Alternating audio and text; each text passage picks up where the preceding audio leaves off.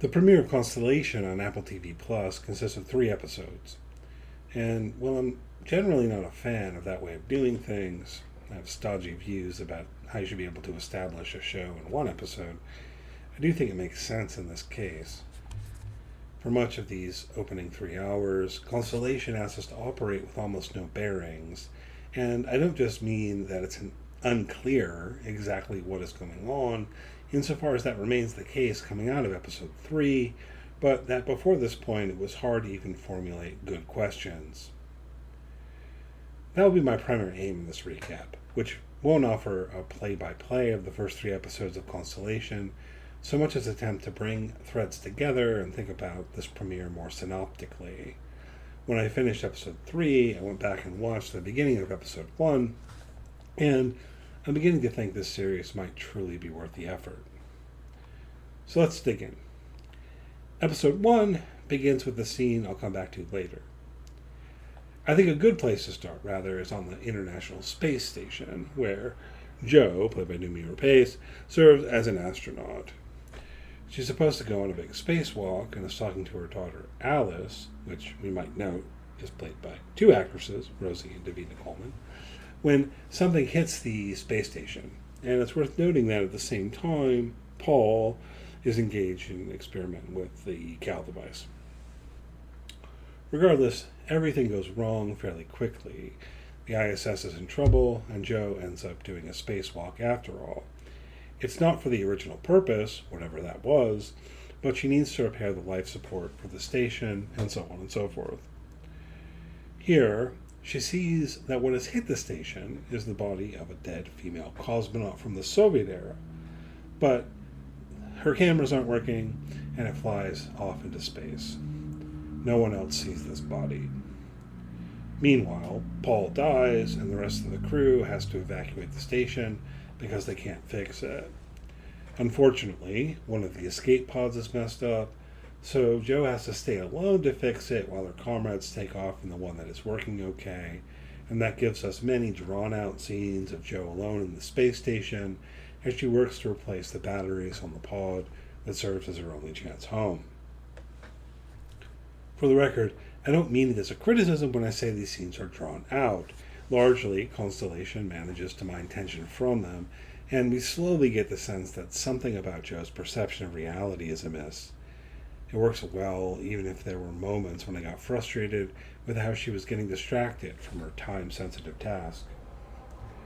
At one point, she sees Paul's severed arm floating around, but when she grabs it, it grabs back, and she has a vision of Paul as though he were alive. In another, she suddenly sees a door with a beaded necklace hanging from it, down a hallway that wouldn't be on the ISS, and that ties into how episode 1 ends, where the same necklace dangles on the door of a cupboard in Sweden. Indeed, that ending made me think that we were cutting to a time after Jo's return, but episode 2 picks up with Jo still in space, even as it remains similarly bookended by what I'll call cabin scenes. Jo finally manages to replace the batteries in her pod, but has lost communication with Earth, so she has to navigate her own re-entry. Ultimately, it works. She lands on solid ground and is threatened briefly by a wolf, which is weird, but that wolf is scared off by the rescue team and all seems to be well. Jo is reunited with Alice and with her husband, Magnus. There's a moment on the rescue helicopter where Jo seems to disappear from Alice's reality, and then Alice seems to disappear from Jo's reality, and I do think this is significant to where Constellation is going with everything, but I'm going to ask you to hold that thought, along with thoughts about the cabin scenes, for just a little while longer. There's a hearing where the muckety-mucks involved with ISS, headed by Irina Lysenko, want to determine what hit the space station. And when it comes to Jo's claim that she saw a dead cosmonaut, they very much aren't having it. Ultimately, Jo agrees to say it was a garbage bag. But along the way, she shows her fellows a picture of the kind of suit she saw, and they point out that she's looking at an image of none other than Irina herself. That seems relevant. And then, while Jo is visiting Paul's grave, she sees Paul as though he's alive, And he says, quote, "Somewhere in space hands my heart, from it a stream spark, into intemperate hearts." I'll be honest, I don't quite know what to do with that at the moment, but it seems important.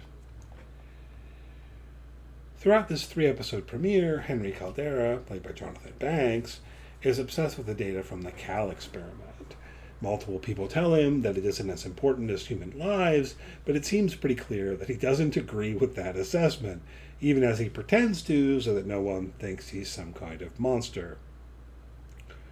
Joe does manage to bring this experiment back to Earth, and Henry is astonished to see it giving him a pattern of interference that shouldn't be terrestrially possible. Unfortunately for him, no one else can see it, so he starts talking about quantum physics and the observer effect.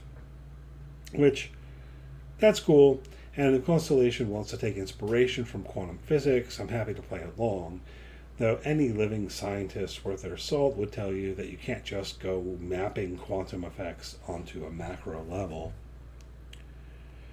Yet, putting aside any such quibbles that I might have based on my layman's understanding of the science, it does very much seem that Constellation is playing with these concepts. Henry is doubled by Bud Caldera, also played by Jonathan Banks. Conversely, Alice is played by 2 actors. And more to the point, Joe seems convinced that there are 2 Alices. One of them doesn't speak Swedish, apparently, and she's also convinced the family car is supposed to be red when it's blue.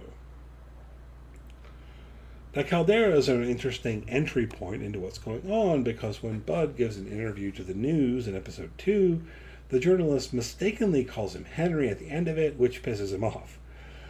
Further, he references the tragedy on ISS, both in this interview and later in his panel appearance with Ian Rogers, who's questioning Bud's experience with Apollo 18, which didn't happen in real life, by the way. No Apollo 18 in real life. You can look into it. All of this seems to indicate that Bud is in the same reality as Henry, and indeed Bud's first appearance occurs right after Irina asks Henry about his brother. But then Bud blames what happened on his mission to the moon on Henry, and Ian doesn't seem to know who he's talking about. So, are Henry and Bud twin brothers living in the same world, where Henry was perhaps on the ground while Bud went to the moon?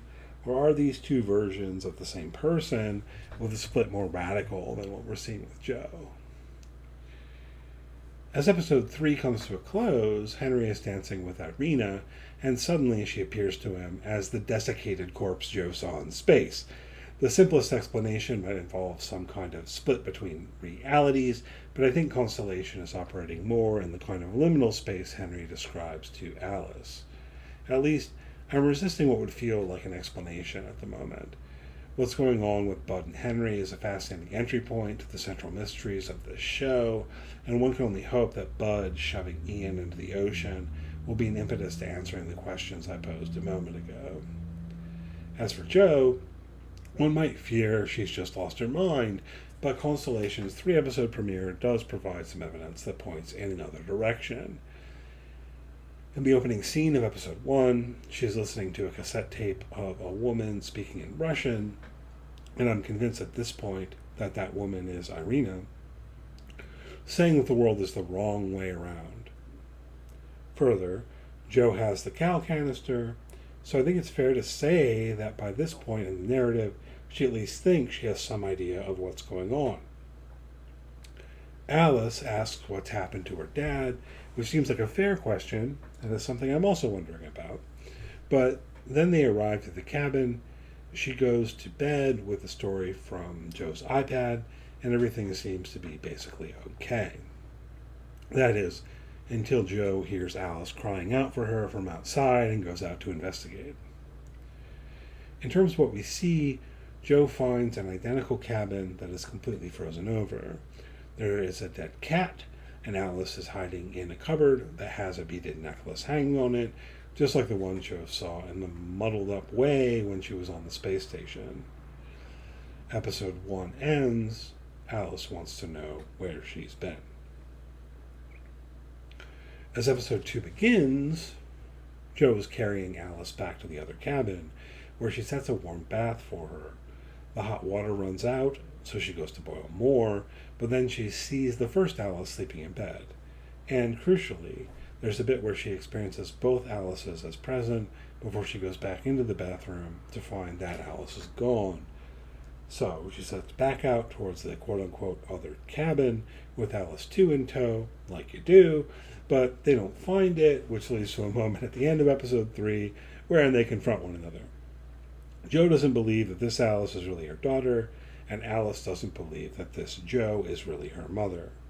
We got to police vehicles approaching the area, and the episode ends. My biggest question coming out of all of this might actually be why the police are approaching at the end of episode 3. One possibility is that Jo has stolen the Cal experiment, and they're on her trail about that. Another is that something has happened to Magnus, and a third is that she's kidnapped Alice. In one way or another, I expect the world at large has decided she's cuckoo bananas by this point. Obviously, she isn't, and Constellation is doing something with alternate realities, or something like that. I'm a bit worn out on that trope, to be honest, but there have been some series like Devs and Legion that have done some really good work with it. I'm hopeful that Constellation will fall into that category, since what we've been given so far is by no means straightforward, and the series has admirably refused to hold our hands for the first 3 episodes. I don't know exactly what's going on, but I'm up for this ride. I hope you'll join me.